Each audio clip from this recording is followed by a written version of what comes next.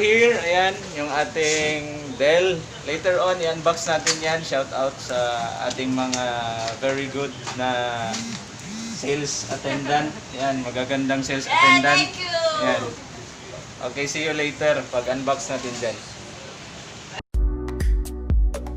Ayan, good afternoon mga ka-tech vlog. So, unbox tayo. Ayan. Ito yung ating biniling laptop kasi nga accidentally na damage yung ating isang laptop. Kaya mag-unbox tayo ngayon ng Dell Inspiron 15 model. Tingnan natin yan bago natin buksan. Yan yung ating, so yung kanyang model ay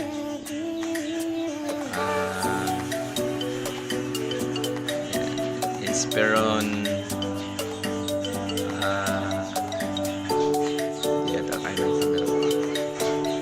ayan yung ating Inspiron 3593 i5 model. Yan, 1TB hard disk, memory 4GB, may video card siya, Nvidia, and then Windows 10 yung kanyang OS. Okay, so let's see paano yung nasa loob ng box. Ayan. So ito yon, very secured. Andito yung kanyang power cord. Yan, and then andito mismo yung unit. Tanggalin na natin to. Yan, so ayan siya. Nakapack siya, no? Okay. Yan, and inside the box,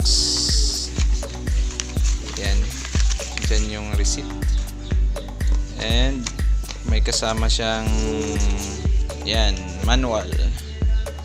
Okay, yung kanyang manual. And then kunin na natin yung mismong unit. Okay, kunin natin yung mismong unit. Yan, medyo yan, ito natin kasi medyo madulas. Okay, yan na siya. Okay, so ayan na mga ka-tech vlog. And then yan, nasa loob siya ng kanyang pouch. So ilalabas natin siya sa pouch.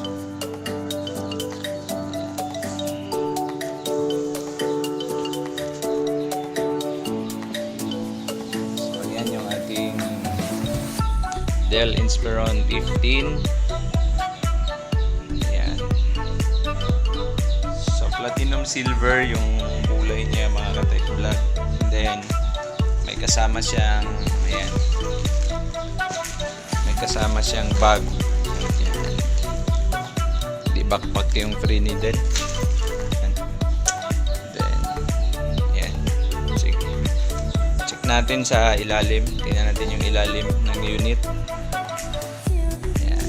Shout out nga pala sa mababait na sales attendant ng PC Best Buy Kidapawan. Ayan, so ito yung pinakailalim niya. Ayan, ito yung speaker, dalawang speaker, and then ito yung kanyang air vent.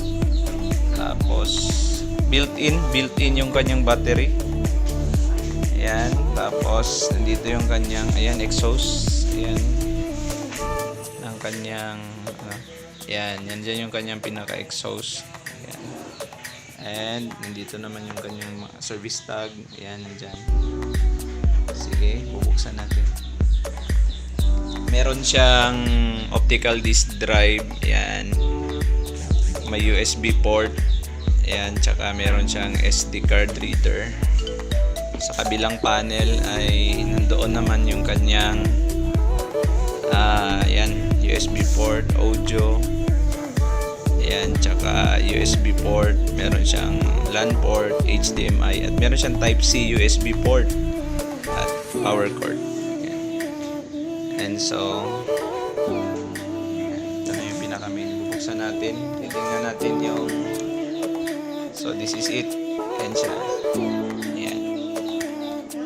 Ito yung kanyang pinaka-pamrest. So, Inspiron 15 3000 series. Ayan. For i5, 10 Gen.